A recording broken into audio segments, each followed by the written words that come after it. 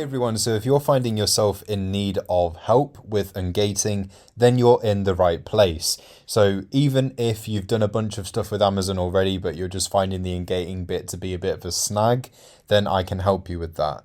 It just seems to be an ungating phase recently. I assume lots of people are starting up with reselling right now. So over the past couple of weeks, I've had a lot of ungating related questions.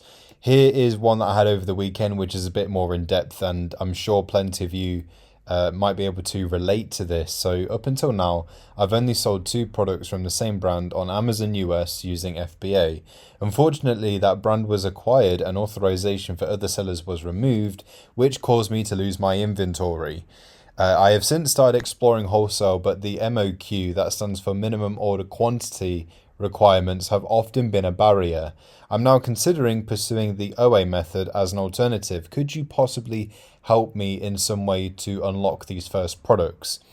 So this one here, it's a bit of a standstill with the business because they've only sold one brand on Amazon. They've put everything into one brand and started selling it and just continued with just the one.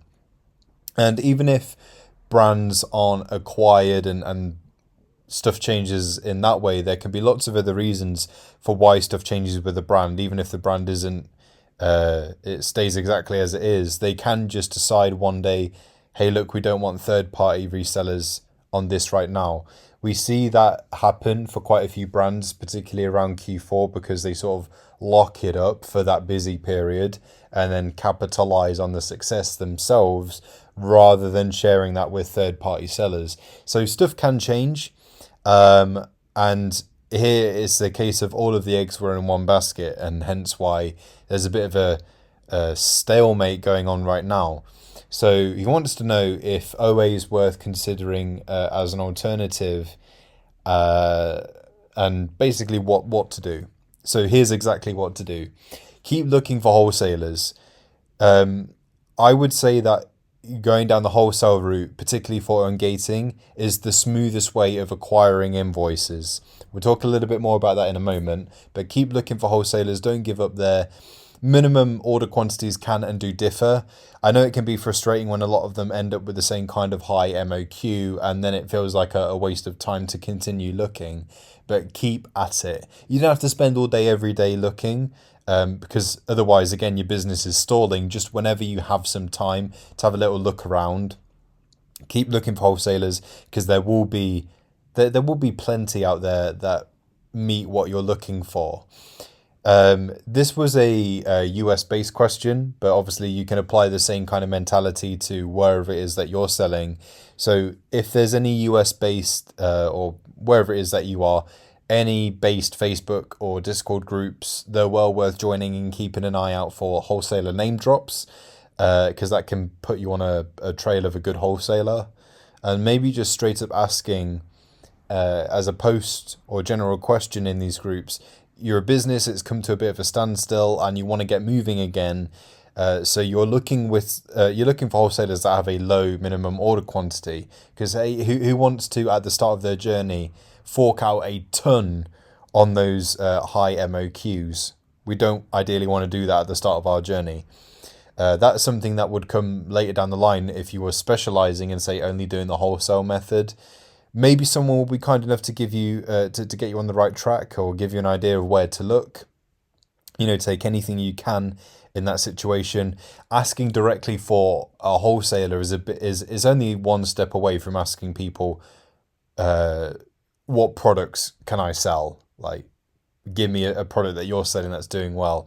People aren't really in the habit of dropping who the wholesaler is, who the supplier is, what products are selling well. It's just not really something to expect, and not really something that happens. I'm in the UK, so whatever I name drop here is only really going to be useful for UK sellers. I don't sell in other marketplaces right now, so I can't really make any recommendations. But if you're in the UK, Harrison's Wholesale, NDA Toys, they are great places to start. ChatGPT, Gemini, use these AI things as the tools they are to help you.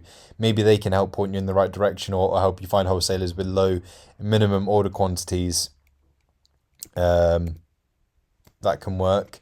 Apply to Ungate for anything you come across. I cannot stress enough how important it is that, especially at the start, that you are doing this. It might feel like a dull task and you're going through the same thing over and over and over and over. And hey, you might have days where you end up bumping into the invoice thing over and over and over again, but that doesn't mean the very next day you won't bump into something where you're just ungated. There are brands and there are products out there that you'll be permitted to sell without an invoice and just by pressing the application button. Unfortunately, it differs per seller, so it's near impossible to say which brands or products exactly they will be. If I could tell you this, I would, but I can't. But for anything, just press that button to Ungate and sometimes it will just fall through even without an invoice. And you'll find as you go down the invoice route, at the beginning and you are submitting invoice after invoice after invoice to Amazon, you'll find that in time it ends up getting a lot easier and more things will just be open to you without the need for an invoice. I've had it happen to me several times at random where I've just pressed apply to Ungate and it's done it. The examples that spring to mind off the top of my head was I had it happen for, I can't remember the name exactly, but I think it was like Byron doorbells, Byron, something like that. It was a doorbell thing and it sounded similar to what I just said. And also for some reason, Mr. Tumble Toys from CBeebies, I don't know why that was just allowed for me, but it just was. Should I focus on OA? So answering that question there, online arbitrage. So it's just effectively another sourcing route, another purchasing route. You can easily go down that route, but if you're at the ungating stage, that presents a little bit of a barrier still. You still need to acquire an invoice somehow. So if there's any store that you want to buy from, it's best to check in before you buy that they can actually generate you an invoice, as you're going to require it for your business. Then when you do buy, ensuring you're chasing them for that invoice to ensure that you get it. With wholesale, ungating is the smoothest path, as I say, because their bread and butter is giving out invoices. And even if they don't just give you one right off the bat, they tend to be a bit more forthcoming if you were to communicate with them, especially if it came to invoice amendments and things like that. They're a bit more forthcoming with that. With retail, if you're going to get an invoice from a retailer, if you happen to need any amendments after that, it might be a bit like, I don't know, again, it's like eye of a needle sort of chances there of having them actually amend it after they've actually given you one. At this point, everything is worth a try. Do all of the stuff I've said. Don't just do one, do all of it. Get as many plates spinning as possible. And the lesson to be learned here is to spread your wings far and wide, and that will keep you safe. At the start, I get it. I understand you can get a buzz from finding a great product and it's selling really well. But you've got to rinse and repeat as many times as possible. As many brands, as many different kinds of products. The more you find, the better. It just helps strengthen your business. And even when something like this happens where IP stuff changes, brands change, if something like that happens, you don't have to worry because you're going to have the rest of your inventory to fall back on. If you put all your eggs in one basket in this business, it is very risky. So put your eggs in lots of baskets, far and wide, and you can't really go wrong. Hopefully, something in here helps you with your ungating.